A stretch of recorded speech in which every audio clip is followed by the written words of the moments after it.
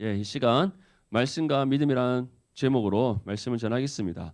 자, 우리 15장까지 말씀에 보면은 어떠한 일이 있었죠? 바울과 바나바가 이제 예루살렘 회의를 통해서 이방인 그리스도인들에게 할례를 행하느냐 행하지 않느냐, 그들이 유대교의 율법을 지키느냐 지키지 않느냐에 대한 문제가 해결되어지고, 그리고 그 이후에 이제 예루살렘 교회에서 결정된 그 회의의 내용을 수리아 안디옥 교회를 비롯한 여러 많은 또 이방 지역에 전달하는 그런 내용이 나옵니다. 그래서 특별히 그러한 예루살렘 교회에 있었던 내용들, 이방인이 구원받음에 있어서 할례는 상관이 있다 없다, 상관이 없다. 율법의 준수가 상관이 있다 없다, 상관이 없다. 왜냐? 구원은 예수님을 믿음으로 우리에게 주어지는 하나님의 은혜이지 우리의 행위로 인해서 얻게 되는 것이 아니기 때문입니다. 이 사실을 믿습니까? 우리가 구원받았을 그때를 한번 생각해 보십시오. 예수님께서 여러분들을 찾아오셔서 인격적으로 만나주시는 만남이 있었습니다. 그리고 그 만남 가운데 여러분들에게 무엇이 들려지게 하셨죠? 복음이 들려지게 하셨다. 말씀이 들려지게 하셨다. 다시 말해 말씀을 통해 예수 그리스도를 아는 지식을 얻게 하신 은혜가 있었다는 겁니다. 그 가운데 우리가 하나님 앞에 죄인은 사실을 깨닫고 자복하여 회개하게 되는 거예요. 그 회개하는 그 심령에 하나님께서 새 생명 주셔서 거듭나게 하신 은혜, 구원의 은혜를 주시는 겁니다. 아멘. 그 은혜는 전적인 하나님의 은혜의 선물인 것이 우리의 어떤 행위나 노력이나 수고로 인해서 얻게 되는 것이 아닙니다. 사람들은 계속해서 착각합니다. 내가 예수님을 믿은 거 아니야? 우리는 절대 예수님을 스스로 믿을 수 없습니다. 참 안타까운 것은 이번에 셋째 날 모든 이제 집회가 끝날 때쯤 이제 목사님이 강사 교수님이 기도 인도를 하시다가 이제 먼저 나가셨어요. 제가 배웅을 하러 나가는 도중에 어떤 한 청년이 교수님을 찾아가서 질문을 합니다. 두 가지 질문했어요. 첫 번째, 사랑에 대한 정의를 내려주세요. 그러면서 본인이 말하는 사랑은 서로 감정이 오가는 것, 내가 상대방을 존중하고 인정한 만큼 내가 존중받고 인정받는 것, 그리고 이성적인 교감이 이루어지는 것뿐만 아니라 또 우리가 가지고 있는 성적인 또 호르몬의 분비로 인해서 그 청년의 표현이에요. 호르몬의 분비로 인해서 그 성적 욕구를 서로 함께 채워가는 것.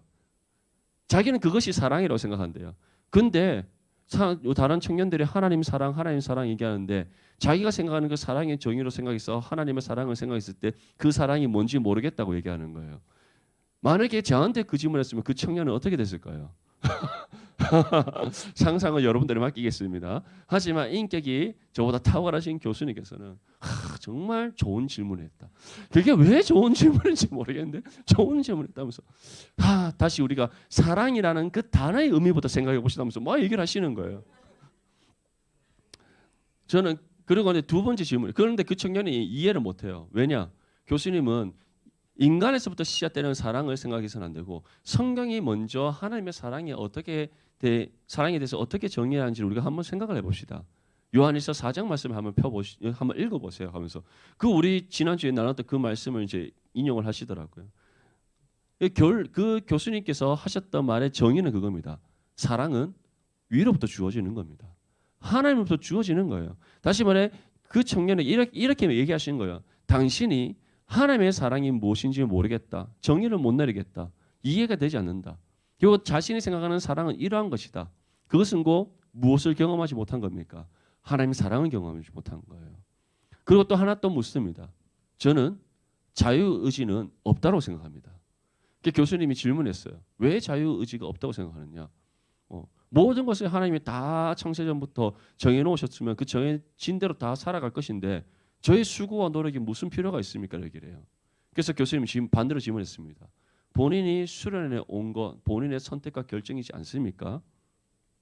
자기 자유의지를 가지고서 선택하고 결정해서 온 거 아니에요? 맞죠? 근데 그 청년이 그렇게 얘기해요.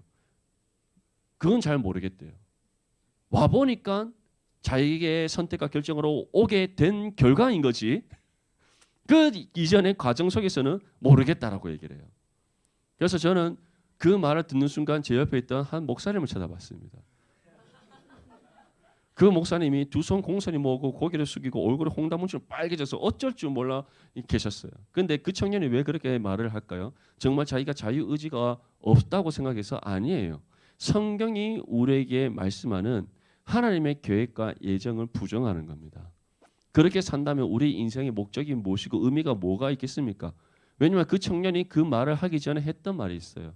오늘 설교에서 교수님께서 진정한 삶의 의미, 진정한 삶의 즐거움, 현실에서 그 참된 삶의 의미와 즐거움을 우리가 갖기 위해서는 우리의 현실의 삶에서 무엇이 경험되어야 된다?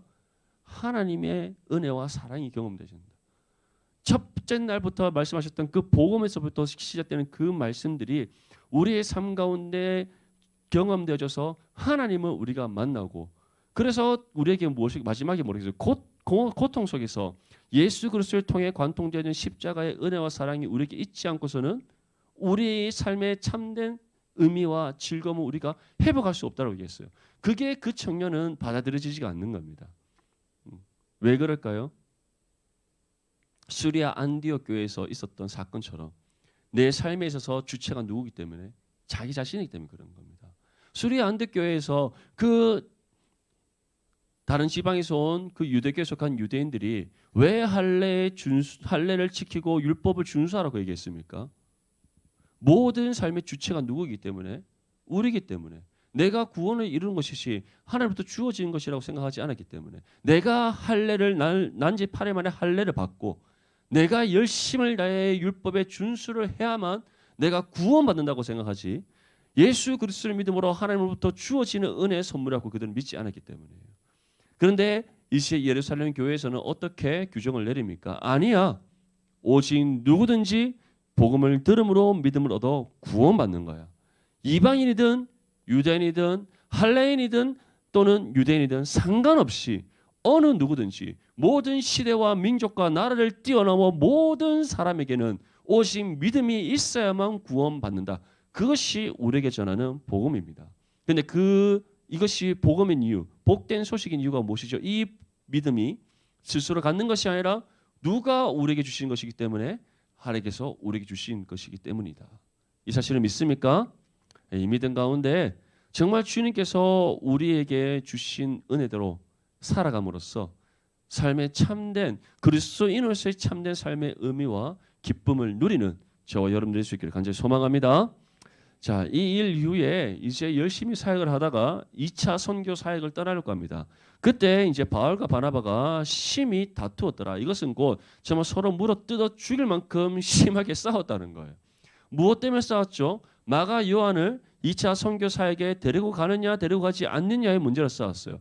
자, 여러분들 한번 질문해 보겠습니다. 마가 요한을 데려가는 것이 사역에 있어서 본질입니까? 비본질적인 겁니까? 비본질적인 거예요. 마가 요한이 가도 그만 안 가도 그만입니다. 이것은 하나님께서 우리에게 주신 사역을 우리가 감당함에 있어서 비본질적인 사역이에요. 한번 생각해 보십시오. 우리 디모데에 많은 지체들이 있습니다. 그런데 어떠한 사람은 임원이고, 어떠한 사람은 마을장이고, 어떤 사람은 리더고, 어떠한 사람은 찬양팀이고, 어떠한 사람은 미디어팀이고, 어떤 사람은 문서팀이고, 어떤 사람은 웰컴팀이에요. 그리고 거기에 속하지 않은 우리 일반 또 예배에 열심히 참여하고 함께 또 더불어 신앙생활하는 지체들도 있습니다. 자, 사역을 하느냐 하지 않느냐의 문제는 누구의 선택과 결정입니까? 하나님께서 우리에게 주신 신앙의 의무를 감당하면서 우리에게 주신 자유의지 가운데 우리가 선택하고 결정하는 거예요. 그까지 하나님께서 운명을 주고 너는 무조건 찬양 인도를 해야 돼 이렇게 하셨을까요? 그렇지 않으신 하나님이에요. 그렇죠? 하나님께서 저에게 은혜의 감동을 주시지 않고서는 진우 형제가 찬양 인도할 수 없습니다. 하지만 저를 통해 진우 형제를 세우시는 이는 누구시다? 하나님이세요. 다시 말해 진우 형제가 찬양 인도를 하든 예송자매가 찬양 인도를 하든 상영 형제가 찬양 인도를 하든 그것은 중요한 문제가 아니에요. 맞죠? 누가 세워지든 이 자리에서 주어진 의무를 믿음으로 신실하게 감당하느냐 하지 않느냐가 본질인 겁니다. 아멘? 그런데 바울과 바나바는 무엇을 싸웠다? 누가 여기 서느냐의 문제로 싸운 거예요. 비본질적인 문제로 싸운 겁니다. 물론 우리가 기본적인 신앙의 기준을 가지고 누가 하나님의 사역을 감당함에 있어서 마땅하냐 마땅하지 않느냐를 우리가 논할 수는 있습니다. 맞죠? 왜냐하면 아무나 세워서는 안 되잖아요. 신앙이 열이다든지 아니면은 아이가 믿음에 확신이 없다든지 그런 삶을 세워서는 안 되잖아요. 하지만 우리가 정말 말씀의 기준으로 따져봤을 때 살펴보았을 때 마땅히 감당할 수 있는 사람들이라면 사실 하나님께 주신 은사와 재능을 따라 우리가 선별하여 세울 수 있는 겁니다. 이게 비본질적인 문제였다는 거예요. 근데 그 문제를 가지고 바울과 바나바가 싸웁니다. 바나바의 입장에는 어떻게 했어요? 자신의 조카이지만 조카를 넘어서 그 당시 때 밤빌리아에서 그들을 떠났을 때는 마가 요한의 신앙이 여렸어요. 연약했어요.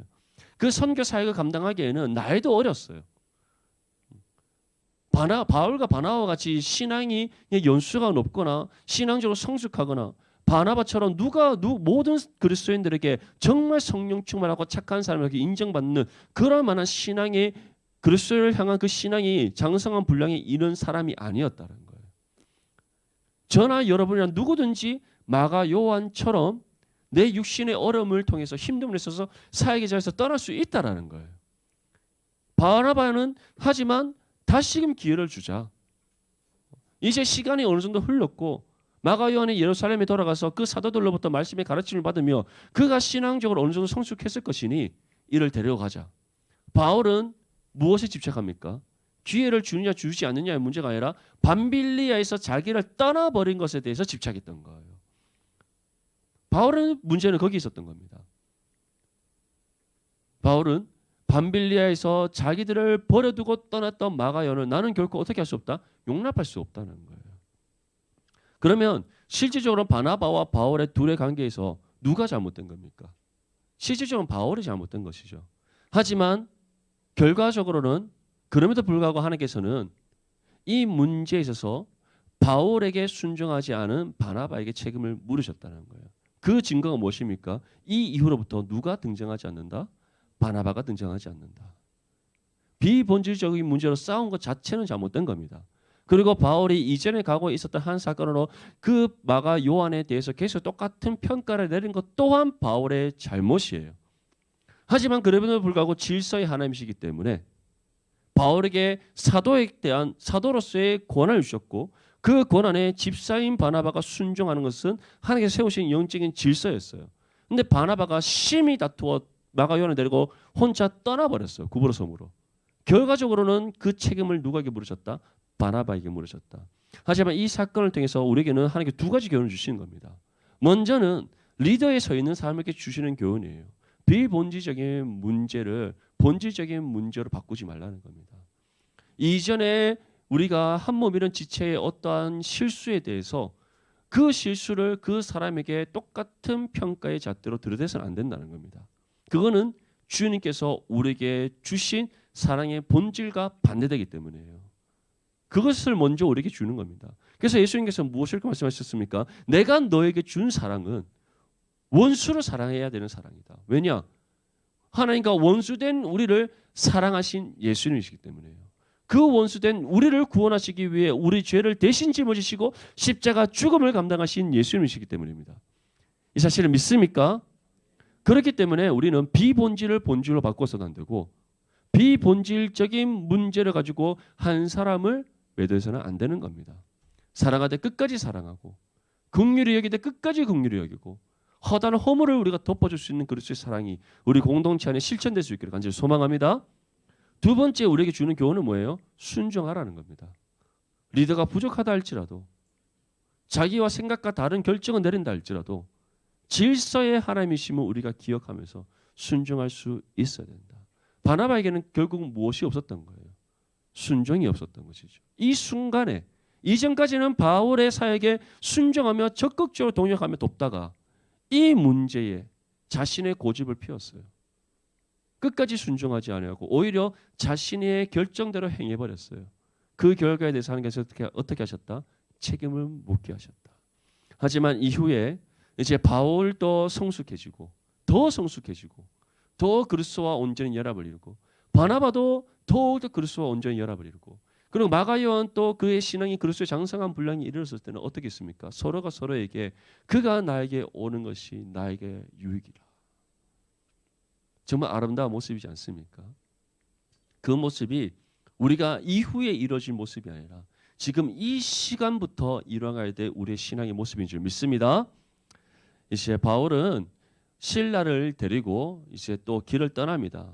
루스드라와 또 더베를 향해서 떠났고 그 더베와 루스드라에서 이제 또 많은 사역들을 감당을 합니다. 그 가운데 한 사람을 만나죠. 오늘 1절 말씀 함께 읽겠습니다. 시작. 바울이 더베와 루스드라에도 이름에 거기 디모데라 하는 제자가 있으니 그 어머니는 믿는 유대 여자요 아버지는 헬라인이라. 아멘. 바나바는 마가요란을 데리고 이제 급으로 섬으로 가버렸고, 바울은 실라를 데리고 이제 길리기아, 자시 말에 바울의 고향이 길리기아 다소를 비롯한 그 수리아 지역에서 복음을 먼저 전합니다. 그러고 난 이후에 이제 더베와 루스드라, 소아시아 지역에, 특히 이 서부 지역의 천 중심으로 들어갑니다. 그래서 루스드라와 더베로 가서 그곳에서 많은 복음을 전해요. 그가 복음을 전한 곳이 어디입니까? 그가 이미 이전에 복음을 전해 세워놓은 교회들이었어요.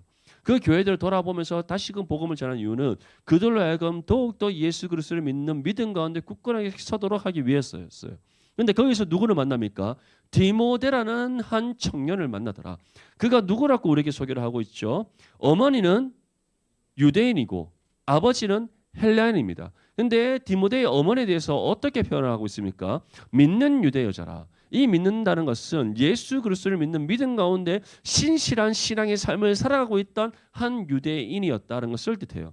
하지만 그의 아버지는 어떤 사람이다? 헬란이다. 헬란인데 다른 어떠한 표현이 없는 것은 이는 예수 그리스도를 믿지도 않고 그냥 한 이방인으로서 옛 죄의 삶을 따라 살아가는 한 사람이었다는 겁니다. 그러니까 어떻게 보면 디모데의 가정은 온전한 믿음의 가정을 할 수 없는 거죠. 아버지는 신앙이 없는 사람이죠. 반대로 어머니는 신앙이 투철한 사람입니다.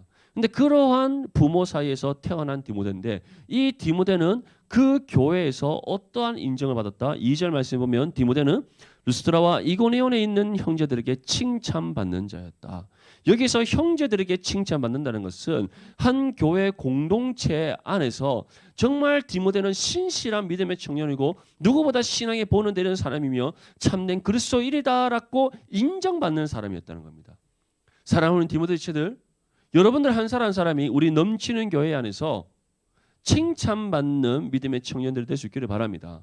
우리 주일학교 교사로서 섬길 때에 여러분들이 섬기는 그 교육부서에서 다 함께 사역하는 다른 교사들과 학생들에게 와 정말 이 선생님은 정말 신실한 믿음의 사람이다. 인정받기를 바랍니다.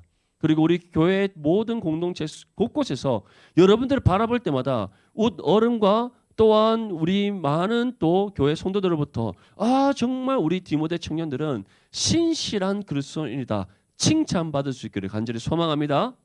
그러기 위해서 우리는 두 가지의 생명을 걸어야 됩니다. 뭐해? 첫 번째는 말씀과 기도, 경건의 훈련. 또 하나는 어디? 예배. 아멘. 예, 우리가 예배와 경건의 훈련을 해산한 수고로 감당하면서 정말 하나님 앞에 나아갈 때 신실한 믿음의 청년으로서 인정받는 삶이 될 줄 믿습니다. 디모데가 그러한 사람이었다는 거예요. 근데 이러한 디모데에게 가장 첫 번째로 무엇이라고 표현합니까? 디모데라 하는 누가 있다? 제자가 있다. 이 제자는 무엇을 가리킬까요? 바울의 제자는 표현일까요? 아니죠. 누구의 제자다? 예수 그리스도의 제자다. 예수 그리스도의 제자인 디모데라는 한 청년이 있었는데 그 청년의 어머니는 신실한 믿음의 사람이었고 또 그는 그가 속한 교회 공동체 안에서 신실한 믿음의 청년이라 칭찬받는 사람이었다. 이 믿음의 평가가 이런 하나님의 평가가 저와 여러분들을 향한 하나님의 평가가 될 수 있기를 간절히 소망합니다. 이번에 우리가 연합수련회 때 고통에 대해서도 한번 배웠어요. 나중에 여러분들 고통에 대해서 고통의 문제에 대해서 조금 더 우리가 신앙적으로 알기를 원하신다면 팀 켈러의 고통에 답하다라는 책을 한번 읽어보시기 바랍니다. 한 약 600페이지밖에 안 되는 얇은 책입니다. 쉽게 읽을 수 있어요. 한 3일이면 다 읽을 수 있는 분량입니다. 정말 쉽죠?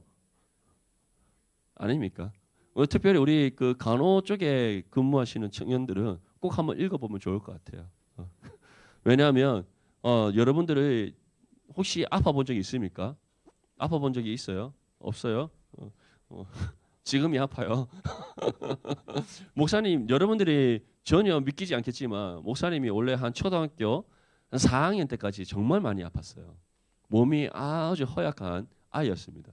그 운동장에서 그냥 이렇게 좋아한다고 가만히 서 있는데 그냥 코피가 줄줄줄 흐르고 얼굴이 늘 창백해졌어요. 전혀 이해가 안 되죠. 그리고 한 편두통을 달고 살았어요. 편두통을. 그냥 오늘 머리 아프다, 머리 아프면 머리 아픈 것 같다고 3일 정도로 편두통을 달고 살았어요. 그런데 정말 하나님의 은혜 가운데 부모님이 기도해요. 저는 그때까지 뭐 그렇게 기도하고 여러분들 초등학교 때 기도하면 살았어요? 아니죠. 먼저 다 솔직해집시다. 목사님도 초등학교 때, 뭐 중학교 때, 고등학교 때 막 그렇게 기도하는 생활 살지 않았어요. 모태 신앙으로서 모태로부터 그냥 어머니 부모님의 신앙에 이끌려 신앙생활을 했기 때문에 그래서 하지만 우리 부모님은 날마다 저를 위해서 눈물로 기도하셨어요. 근데 그러한 몸이 연약할 그때에 육신의 고통은 정신적, 영적인 고통으로 이어지게 되어 있습니다. 이게 당연한 거예요. 우리 상년이 이제 간호 실습하면서 상년이는 좀 이렇게 굉장히 힘든 것만 찾아서 가는 은혜가 있더라고요. 먼저 정신병동 가죠, 또 뭐 호스피스 병동 가죠, 뭐 온갖 병동 고통스러운 것만 다 가는데 거기 보면 특별히 이제 중환자실에 육신의 병으로 인해서 고통받고 있는 분들 그것이 육신의 고통을 넘어서 정신과 영혼의 병으로 찾아오잖아요, 맞죠? 굉장히 그게 질병이. 그러니까 우리 육신의 고통은 반드시 우리의 정신과 영혼까지도 침투한다는 것을 알아야 됩니다. 그래서 우리 간호 쪽에 이제 진로를 향하든지 또는 간호의 업무에 있는 분들은 꼭 그 고통에 대한 문제에 대해서 한번 성경적으로 답을 찾아보면은 앞으로 많은 유익이 있을 거예요. 환자들을 대할 때나 또 그들에게 우리가 복음을 전하고자 할 때 그들이 갖고 있는 육신의 질병을 넘어 그 육신의 질병을 통해 얻게 되는 정신과 영혼의 고통에 대해서 우리는 어떻게 답을 줄 수 있는가 한번 읽어보면 좋을 것 같습니다. 어쨌든 여러분들 무슨 얘기하다 이 얘기 나왔죠? 어쨌든 우리가 이 영혼에 대한 문제, 이 디모데가 이렇게 여러 가지 칭찬받는 사람이었는데 이 설명이 우리에게 무엇을 보여줍니까? 우리가 디모데처럼 이 시대에 어떠한 사람이 되어야 된다? 하나님한테 칭찬받는 믿음의 사람이 되어야 되는 것을 우리에게 말씀하고 있는 겁니다. 그런데 디모데가 이 청년의 때 어떻게 제자라는 정말 그리스도의 제자고 그가 이 자신이 속한 교회 공동체에서 칭찬받는 사람으로서 삶을 살아갈 수 있었을까요? 그의 아버지는 예수를 믿지 않는 사람인데 맞죠? 어떻게 그럴 수 있었을까? 이게 바로 유대인들의 모계의 혈통의 사회적인 구조 때문에 그런 겁니다. 유대인들은 어머니가 유대인이면 아이도 유대인으로 인정을 합니다. 아버지로부터 직계가 이어지는 것이 아니라 어머니로부터 모계로부터 직계가 계승되기 때문에요. 그러한 특징이 있었던 거예요. 그렇다면 유대인들은 자녀들을 양육하고 교육할 때 누가 직접 할까요? 아버지가 하는 것이 아니라 어머니가 하는 겁니다. 그래서 어머니가 그 신앙의 유산을 아이에게 물려주게 된 것이에요. 그래서 디모데가 어머니로부터 신앙의 훈련을 받고 또 교회 공동체 안에서 그리스도의 사랑 안에서 그가 바르게 성장함으로써 그 교회 공동체에서 칭찬받는 믿음의 청년이 될 수 있었다는 겁니다. 그래서 디모데는 예수 그리스도의 제자로서 또 신실한 믿음의 사람으로서 이 교회 공동체 안에 있었는데 어느 날 누구를 만났다? 바울과 실라를 만났다. 그래서 바울이 이제 이 디모데를 자신과 함께 선교 사역을 따르는 동력자로 삼고자 했습니다. 그런데 한 가지 문제가 생겼던 거예요. 한 가지 문제. 어떠한 문제가 생겼는가? 바로 디모데가 이방 지역에서 나고 자랐고 아버지가 어떠한 사람이다? 헬라인, 이방인이었다. 그렇기 때문에 그리고 어머니는 이미 이전부터 그리스도인이었다. 그렇기 때문에 디모데는 무엇을 따르지 않습니까? 유대교의 율법을 따르지 않았던 거예요. 따를 이유가 없었던 겁니다. 그럼 유대교의 율법을 따르지 않았기 때문에 디모데는 무엇을 받지 않았다? 할례를 받지 않았다. 그런데 이것이 문제가 되었던 거예요. 문제가 되었던 이유는 무엇입니까? 앞으로 디모데가 복음 사역을 감당할 지역에 그 이방 지역에 첫 번째 대상이 누굽니까? 디아스포라 유대인들이었다. 유대교에 속한 디아스포라 유대인들이었던 거예요. 근데 그 디아스포라 유대인들, 유대교에 속한 디아스포라 유대인들은 두 가지를 정확하게 지키죠. 첫 번째는 뭐다? 할례 준수. 두 번째는 유대의 전통이에요. 그렇다면 디모데가 갖고 있는 가족적인 상황, 아버지는 이방인이요, 어머니는 유대인인데 그리스도인인 거. 이것이 바로 디모데가 앞으로 복음 사역을 감당함에 있어서 걸림돌이 될 수 있는 문제였어요. 그렇다면 이 걸림돌을 제거하기 위해서는 그 어떠한 문제를 해결해야 됩니까? 유대교에 속한 디아스포라 유대인들과 소통함에 있어서 자신의 신분에 대한 결점을 없애야 되는 거예요. 그 결점을 없애기 위해서 바울이 디모데에게 무엇을 행했다? 할례를 행했다. 우리 3절 말씀 함께 읽겠습니다. 시작. 바울이 그를 데리고 떠나고자 할새 그 지역에 있는 유대인으로 말미암아 그를 데려다가 할례를 행하니 이는 그 사람들이 그의 아버지는 헬라인인 줄 다 알미러라. 아멘. 방금 생각났습니다. 우리 연합수련 셋째 날 때 고통에 대해서 교수님이 얘기를 하셨는데, 자 한번 생각해 보세요. 지금 이제 앞으로 디모데가 복음을 전합니다. 복음을 전하는데 만약에 디모데가 복음을 전할 때마다 이 할례를 받지 않은 상태에서 지금 가지고 있는 신분의 문제를 가지고 복음을 전한다면 디모데가 계속해서 복음 사역에 있어서 걸림돌을 계속 마주하게 되는 겁니다. 장애의 벽을 마주하게 되는 거예요. 처음에는 그러려니 하고 이겨낼 수 있습니다. 하지만 그 장애가 반복적으로 디모데를 계속해서 고통스럽게 만든다면 결국에는 디모데의 영혼이 어떻게 되어 어요? 그 심령이 상하게 되어 있어요. 지치게 되어 있는 겁니다. 육신이 지치고 육신이 지침으로 정신이 피폐해지고 정신이 피폐해지면 그 영혼이 상하게 된다는 거예요. 여러분들이 주어진 신앙의 삶 속에서 복음의 삶으로 살아가고자 하는데 세상이 여러분들 가만히 둡니까? 가만히 두지 않아요. 그런데 하나님께서 여러분들과 함께 하시지 않는 가운데 스스로 그 문제를 해결하라고 여러분들 던져놓습니다. 그러면 여러분들이 그것을 감당할 수 있을까요? 아니죠. 한두 번은 이겨낼 수 있습니다. 하지만 그 문제가 지속적으로 반복되는 가운데 우리의 힘과 노력으로 스스로 그 문제를 해결하자고 한다면 어떻게 돼 있어요? 지쳐 쓰러지게 되어 있는 거예요. 그 고통의 문제를 우리는 해결할 수 있는 능력이 없기 때문입니다. 그래서 하나님께서 그 사실을 알기 때문에 우리를 이 땅에 홀로 내버려 두시지 않으시고 어떻게 하셨다? 성령을 보내셔서 함께 하시는 은혜를 주신 겁니다. 바울은 이러한 문제가 디모데에게 계속해서 있을 것을 알았던 거예요. 그렇기 때문에 바울은 할례의 준수가 구원과 상관이 있다라는 그 유대인들의 잘못된 생각에 따르기 때문에 할례를 행한 것이 아니라 디모데가 앞으로 겪을 문제에 있어서 먼저는 그 걸림돌을 없애기 위함이었고 그리고 더욱더 적극적으로 복음 사역을 감당할 수 있도록 그 복음에 대한 자유함을 얻도록 하기 위해서 이 할례를 행했던 겁니다. 하지만 그렇다고 해서 완전히 문제가 해결될까요? 그렇지 않겠죠. 디모데의 전후를 한번 보십시오. 바울이 계속해서 그 디모데가 목회를 하고 있는 그 교회에 향해서 무엇을 얘기하는 겁니까? 디모데의 영적 지도자로서의 리더십을 인정하라는 겁니다. 젊은 목회자이자 젊은 그 리더십을 인정하라는 거예요. 근데 사실 디모데가 나이가 어리기 때문에 그 사람들이 인정하지 않았을까요? 아니에요. 디모데가 갖고 있는 이 가정의 구조적인 문제 때문에 그랬던 겁니다. 디모데, 너 전통 유대인이라고 할 수 있겠어? 반쪽짜리 아니야? 아버지는 유대인이 아니잖아. 그리고 어머니는 원래 처음부터 그리스도인이었잖아. 너가 율법에 대해서 잘 안다고 말할 수 있어? 그 문제가 걸리는 겁니다. 그런데 바울은 무엇이라고 얘기하죠? 아니다라고 얘기하는 거죠. 하나님의 영적 질서에 순종하라는 겁니다.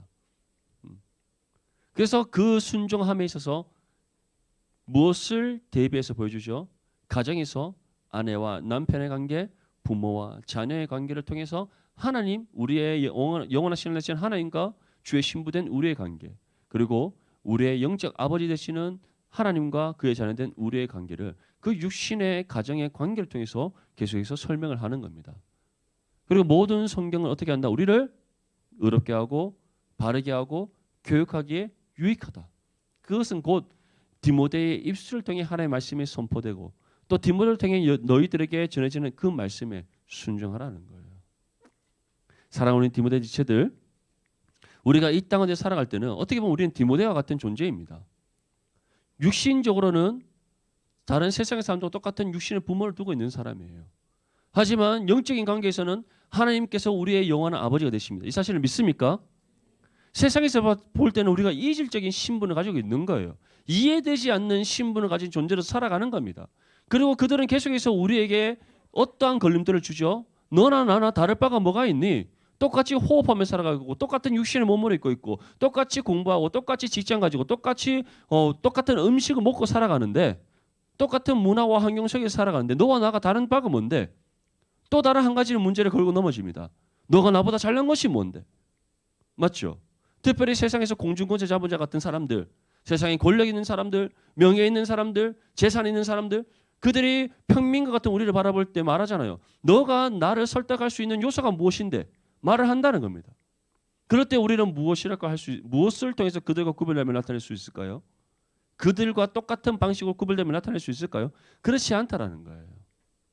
우리가 그들과 구별되며 나타낼 수 있는 것은 디모데가 우리에게 보여주는 것처럼 신실한 믿음의 모습으로 서는 것밖에 없다는 사실을 믿을 수 있기를 축복합니다. 특별히 바울은 이미 다른 모든 것이 다 준비되어 있었지만 신분적인 부분에서 해결되지 않은 디모데의 문제를 할례를 행함으로써 해결해 주었어요. 이제 디모데는 그 이방 지역에서 디아스포라 유대인을 만나든 또는 헬라인을 만나든 어느 누구를 만나든 자신의 신분에 구속받지 아니하고 자유롭게 그들에게 복음을 전할 수 있게 되었어요. 그런데 그러한 신분의 회복을 하나님께서 이미 우리에게 주셨다는 사실을 믿을 수 있기를 바랍니다.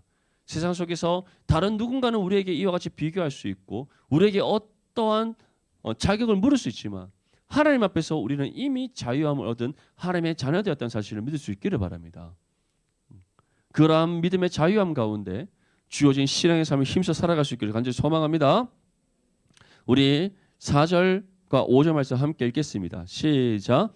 여러 성으로 다녀갈 때에 예루살렘에 있는 사도와 장로들이 작정한 규례를 그들에게 주어 지키게 하니 이에 여러 교회가 믿음이 더 굳건해지고 수가 날마다 늘어가니라. 아멘.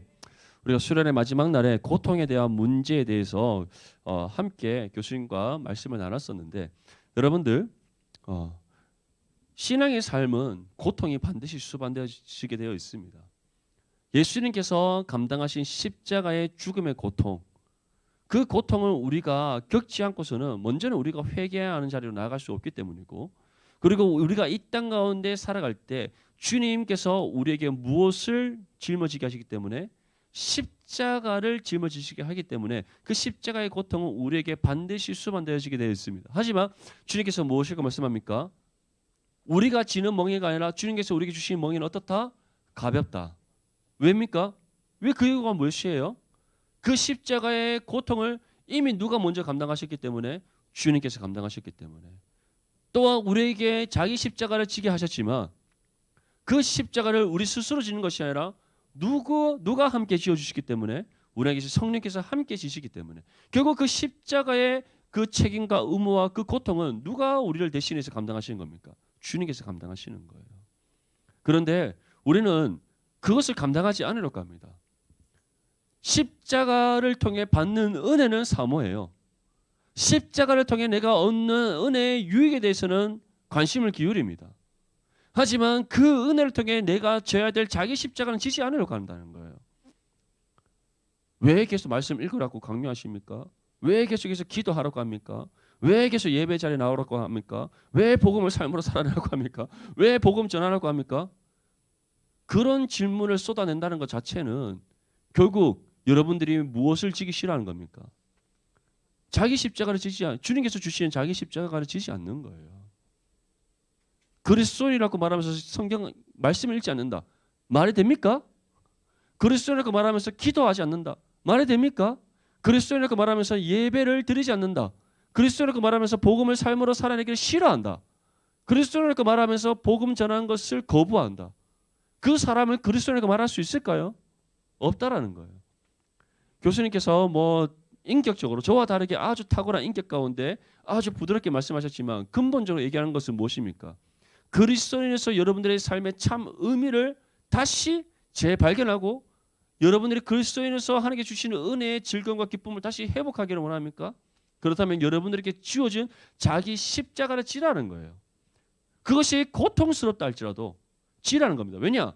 십자가를 관통해서 우리에게 주어지는 그 고통이 없이는 주님께서 감당하신 십자가의 참된 사랑의 본질을 우리가 알 수 없기 때문에. 우리 뭐 상년이 아까 제가 얘기했지만 저번에 상년이가 어떤 암 환자와 있었던 에피소드를 저한테 얘기를 했었어요. 그래서 상년이가 마지막에 기도도 해드리고 복음도 전했어요. 그런데 아마 그분이 분명하게 이해는 하지 못했을 거라 생각하지만 그래도 복음을 듣고 또 함께 기도했다는 것에 참 의미가 있는 겁니다. 근데 그분이 육신의 심각한 고통으로 인하여서 정신이 무너지고 정신적 자아가 무너지는 거죠. 그 안에 내면의 그 영혼의 고통이 엄청난 겁니다. 근데 그 고통의 문제, 사람은 스스로 해결하려고 해요. 스스로 해결하려고 합니다. 근데 스스로 그 고통의 문제가 해결됩니까? 되지 않습니다. 아무리 심리적 상담을 받고 치료를 받는다 할지라도 우리 정신적 고통의 문제는 스스로 해결할 수가 없어요. 왜냐? 우리는 해결할 수 있는 능력이 없기 때문입니다. 왜냐? 그 모든 우리가 이 땅에서 겪는 모든 고통의 문제는 결국 무엇으로 인해서 우리가 겪는 것이기 때문에 죄로 인해서 겪게 되는 것이기 때문에요. 죄 아래에 있는 모든 사람은 결코 죄로 인해 우리에게 주어지는 모든 질병의 고통을 이겨낼 수가 없습니다. 하지만 누구를 통해서 회복된 사람? 예수 그리스도를 통해서 육신의 죄의 집에서 벗어나 하나님께 속한 사람. 그 고통의 문제를 친히 해결할 수 있는 하나님의 은혜 가운데 있는 사람은 고통을 넉넉히 이겨내서 승리케 할 수 있습니다. 아멘. 그런데 중요한 것은 앞으로 이제 디모데는 바울과 함께 사역을 감당할 때 계속해서 핍박에 대한 고통을 받게 될 거예요. 신분으로 인한 핍박의 고통이 있을 것이고 또는 복음 사역을 감당하는 그 자체만으로서 받는 핍박의 고통이 있을 겁니다. 복음을 전할 때 디아스포라 유대인들은 디모데의 신분과 자격에 대해서 문제를 걸어서 핍박할 거예요. 헬라인들은 복음을 직접적으로 거부하는 것 속에서 디모데를 핍박할 겁니다. 하지만 그럼에도 불구하고 디모데는 어떻게 했다? 오늘 읽었던 이 마지막 말씀에서 어떻게 우리에게 전합니까? 바울과 함께 여러 성으로 다니면서 복음을 전했다. 예루살렘 교회에서 사도와 장로들이 정해준 규례, 다시 말해 율법을 준수함으로써 구원받는 것이 아니다. 할례를 행함으로써 구원받는 것이 아니다. 오직 예수 그리스도를 믿음으로 구원받는다는 그 복음의 진리를 선포했다는 겁니다. 이 선포할 때 결과적으로는 5절 말씀에 여러 교회가 믿음이 더 굳건해지고 수가 날마다 더해졌다고 되지만 과연 이것만이 다일까요? 그렇지 않죠. 믿는 사람이 있다면 반대로 거부하는 사람이 있는 겁니다. 듣지 않는 사람이 있는 겁니다. 바울과 디모데를 핍박하는 사람이 있는 겁니다. 그 이유가 무엇이죠? 이 땅이 어떻게 되어 있기 때문에 죄 아래 갇혀 있기 때문입니다. 악하고 어둡고 죄악된 이 세상이기 때문에요. 여러분들이 이 사실을 분명히 기억할 수 있기를 바랍니다. 중요한 것은 우리가 이 땅 가운데 자기 십자가를 지고 바울과 디모데처럼 정말 우리에게 주어진 복음을 삶으로 살아내고 신앙의 의무를 힘써 감당하며 복음을 전하는 삶을 살아갈 때 그로 인해 우리가 핍박받고 그로 인해 우리가 고통당하고 그로 인해 우리가 때로는 낙심할 수 있지만 그 가운데 우리를 회복시키시고 그 가운데 그리스도인의 참된 삶의 의미를 다시 재발견하게 하시고 그 가운데 하나님께서 우리에게 얻게 하시는 은혜의 즐거움과 기쁨이 충만하게 될 줄 믿습니다. 사도행전은 이러한 말씀을 계속해서 우리에게 반복적으로 전하고 있습니다. 복음이 전하지는 곳마다 하나님의 말씀이 왕성하여 그 수가 더해지는 구원의 역사를 보여준과 동시에 복음으로 인해서 자기 십자가를 지는 그 삶으로 인하여서 세상으로부터 여러 가지 시험과 환난과 고난과 고통을 겪는 모습을 함께 보여주고 있어요. 그러면서 우리에게 무엇을 전하는 겁니까? 그럼에도 불구하고 우리는 그 가운데 끝까지 주어진 신앙의 삶을 살아야 된다. 내게 주어진 자기 십자가를 지는 삶을 살아야 된다. 그러할 때 우리는 어떻게 된다? 디모데처럼 신실한 그리스도의 제자로서의 삶을 살아갈 수가 있고 내가 속한 교회 공동체와 내가 속한 모든 삶의 환경 속에서 먼저는 하나님으로부터 그리고 두 번째는 사람들로부터 칭찬받는 참된 믿음의 삶이 될 수 있다. 이 사실을 기억하고 우리에게 주어진 신앙의 삶을 힘써 경주해내는 저와 여러분들이 될 수 있기를 간절히 소망합니다.